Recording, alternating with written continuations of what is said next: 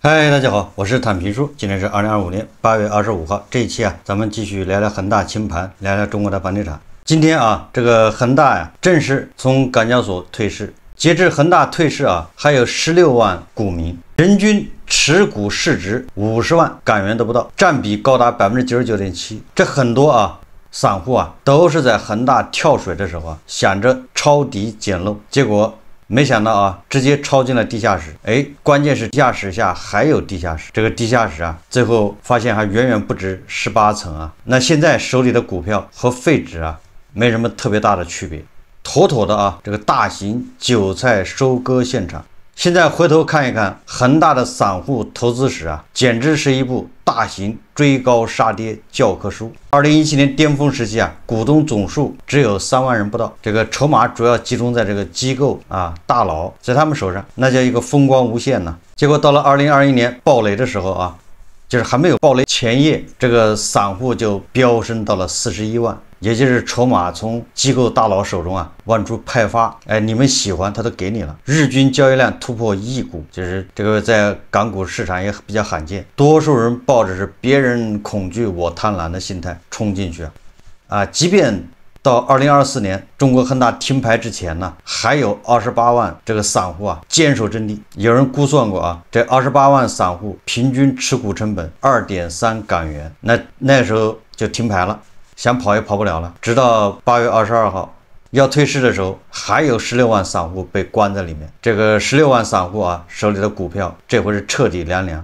恒大暴雷的时候我就说了坚决不要碰房地产股票，不要赌它反弹，那个反弹你接不住，一旦套住你没有解套的时候，这很多网友应该记得吧。恒大就不说了现在还有很多貌似在这个死亡线上挣扎的这些房企，比如万科今天居然还涨停了。如果你要抢这个反弹，你要赌这个反弹，说不定你赌中了。但是从投资角度来说你要防止万科像中国恒大那样，到时候你那个对吧，你作为长线投资者，你作为什么耐心资本一直持有到退市，完全有可能。这个房地产股票无论从哪个角度来看都没有投资价值。你抢反弹，你还不如抢别的股票的反弹。别的股票好歹能讲一些故事，对吧？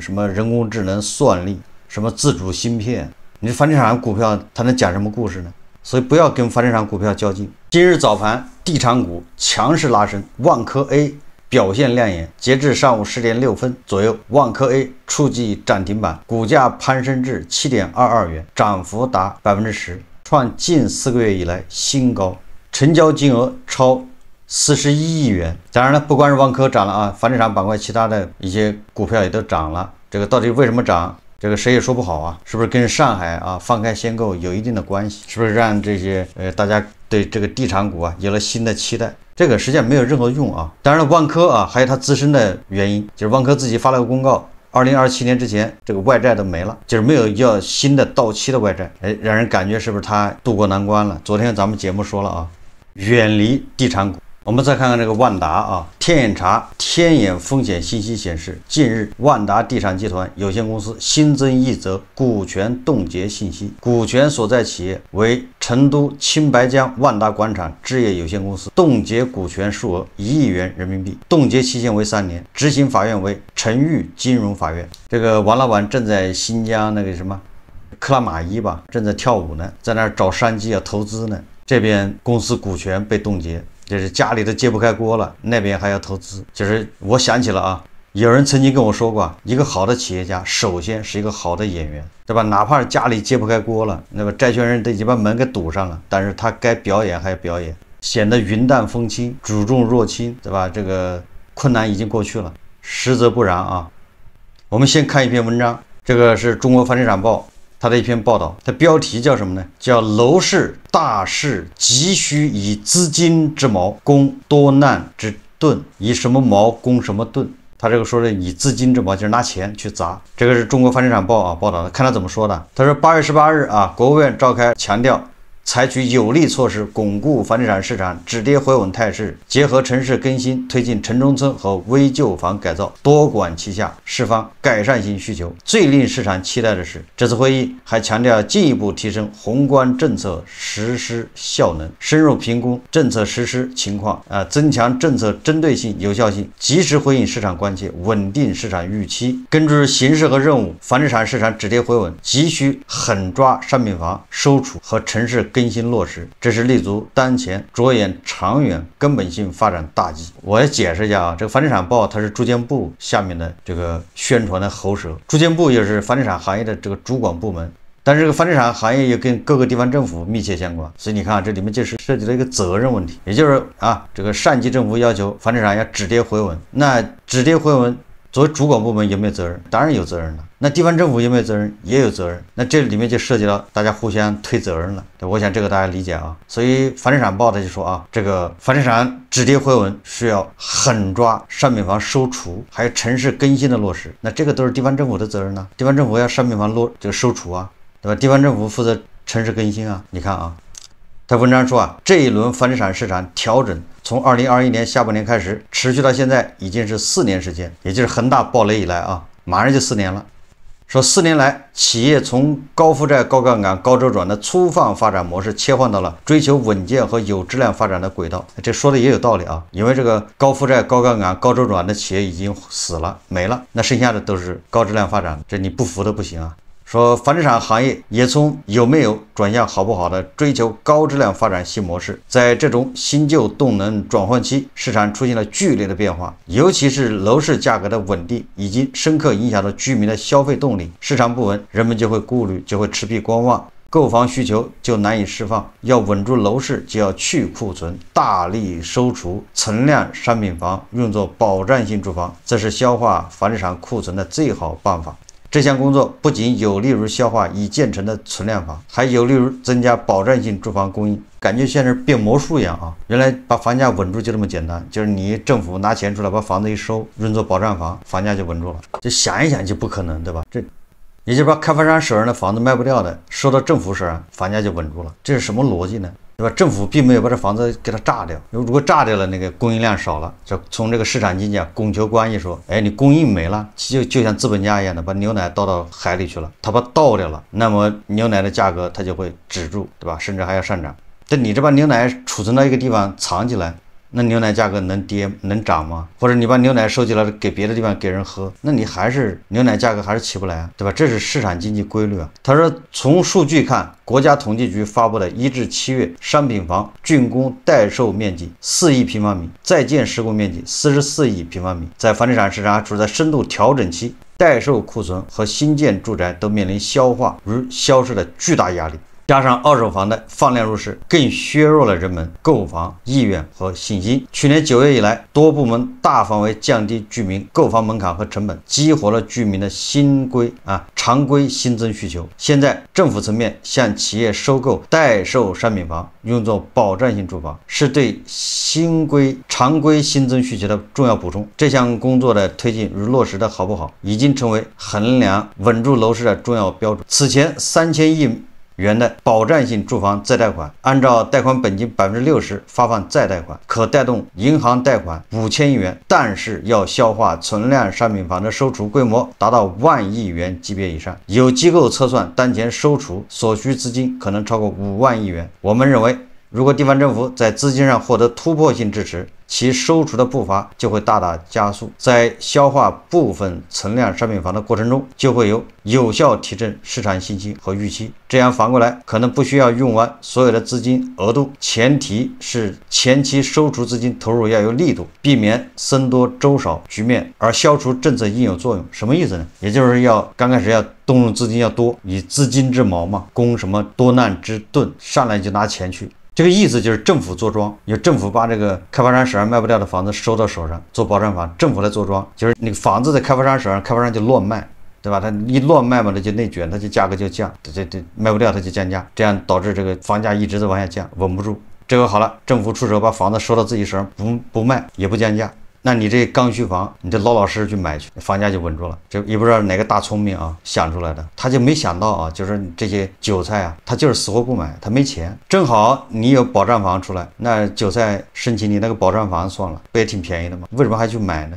他这个文章后面说啊，地方政府也不能光坐等天上掉馅饼，要创新资金调配机制，想办法联合各类优秀企业，组建城市更新基金，央地形成合力，在城市更新和商品房收支中发挥1+1大于2的效果。你那1+1等于2就不错了，你1+1还大于2，现实情况是1+1小于2，很有可能1+1等于0呢，1+1变成1减1。说这些看得见的手发挥组合效应、乘数效应，也会增强社会资本的信心，他们会有兴趣并抓住机会，积极参与到城市更新工作中，形成良性互动，激发市场活力。这个房地产泡沫破裂啊，楼市这4年啊，这个下行最主要原因是什么呢？对吧？就是它根本逻辑啊。当然了，那个什么啊，3条红线。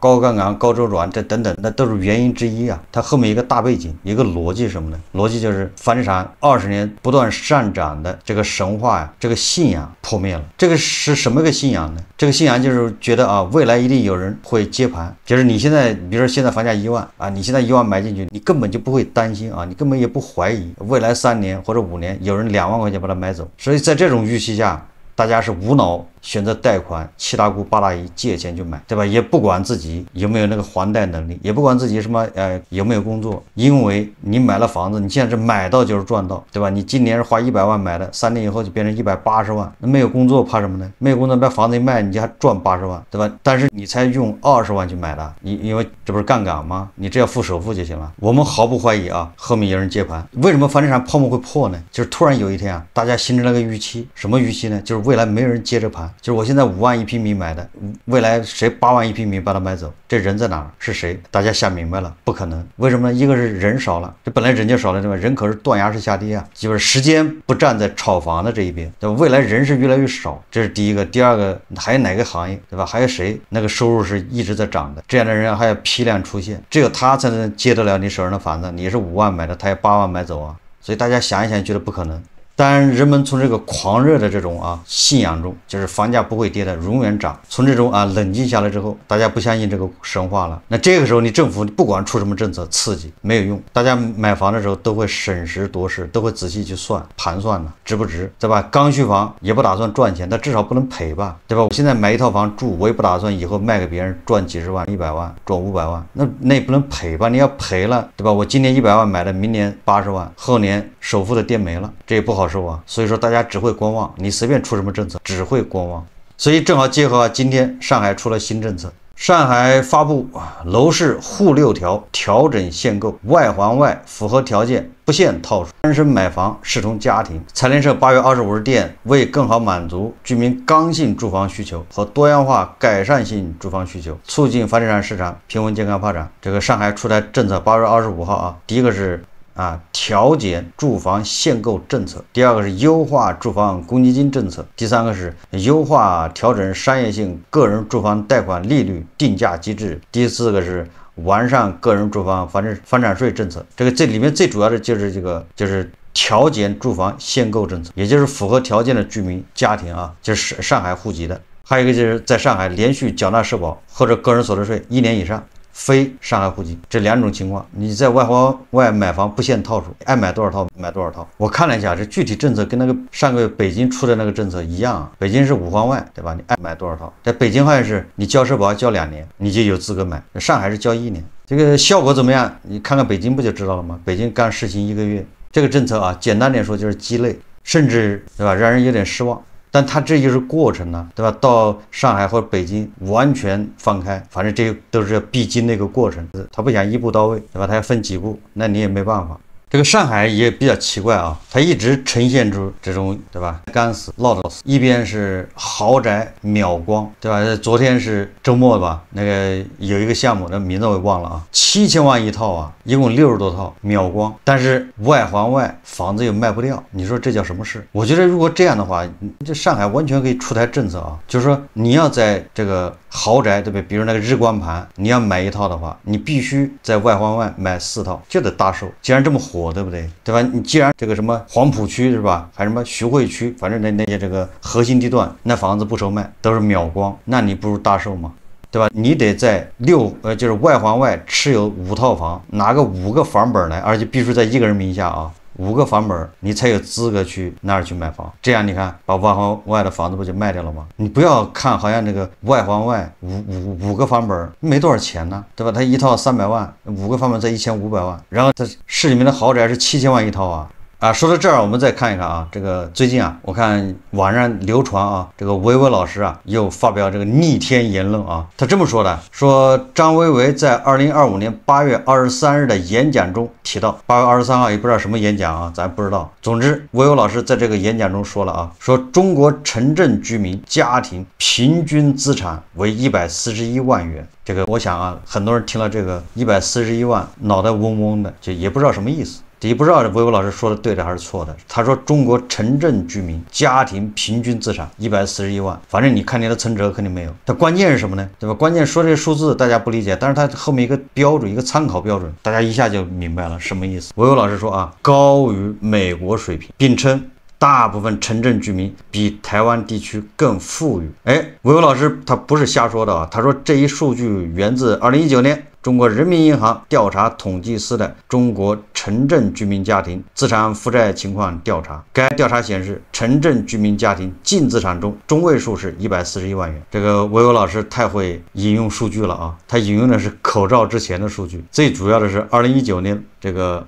房地产正是高歌猛进的时候，对吧？那房地产是在飙升的时候，维维老师恐怕他就忽略了啊，他就有意的，这就是学者啊、专家他的迷惑性所在。他不告诉你，我们城镇居民啊，他的财富70%是在房产上面，对吧？这个大家都清楚吧？是因为你在哪儿有套房，北京、上海啊，人均千万富豪，但是兜里没钱，对吧？兜比脸还干净。为什么人均千万呢？因为他有套房子，只要他按揭贷款还完了，那房子差不多就值1000万啊。说的是楼市泡沫破裂之前啊。为什么说兜比脸干净呢？实际上他没现金，就是他收入其实不高，所以说啊，70%的资产在房子上面。那这个维维老师引用的是2019年数据，那时候楼市还是在飙升。现在呢，很多地方都已经脚踝涨了啊，就北京啊，前不久的数据对吧？北京都跌了30%。如果加杠杆的对吧？还有按揭贷款没还完的30%，就让他破产了。那些付了全款的，那他也缩水了30%。所以说你拿2019年的数字早就失真了，你在4线城市有一套房子也就值个50万都到不了。所以说啊，中国城镇居民家庭平均资产141万元，实际上按照维维老师理论啊，应该至少有100万元是在大头那儿。你要这么解释才能解释得过去。就是维维老师的意思是，对吧？虽然你自己手上啊，你的房子、你的这个存款缩水了，只有40万，但是你还100万在大头那儿，所以你还是富有的。所以咱们还是高于美国水平，因为美国人他大头上没钱呢。台湾地区那大头更没钱，要不我们还有很多钱在大头那儿存着的。那这是维维老师理论嘛？所以你要这么说的话，那咱们是比美国水平要高啊。所以这些专家坏就坏在这儿。你这也不能说他是造谣啊，人家引用的是对吧？人民银行调查统计师的数据，但是他不告诉你这数据是怎么形成的，现在这个数还有没有用？就是当下是什么个情况，他看不见。当下的卷成什么样了，对吧？通货紧缩，行行业业都在暴雷，大家找不到工作，收入下降。维维老师看不见。对吧？7月份的这个16到24岁，对吧？这个调查失业率创了新高。维维老师看不见，大家都捂紧裤腰带不花钱，捂紧口袋不花钱，这维维老师也看不见。总之你有钱，对吧？你们就应该有钱，有钱怎么不花钱呢？既然我们比美国人都富了，对吧？城镇家庭啊比美国人有钱啊，那怎么美国的消费全世界第一呢？对吧？咱们还得看着美国人脸色，得想办法往美国卖东西啊，不让我们卖我们不高兴啊。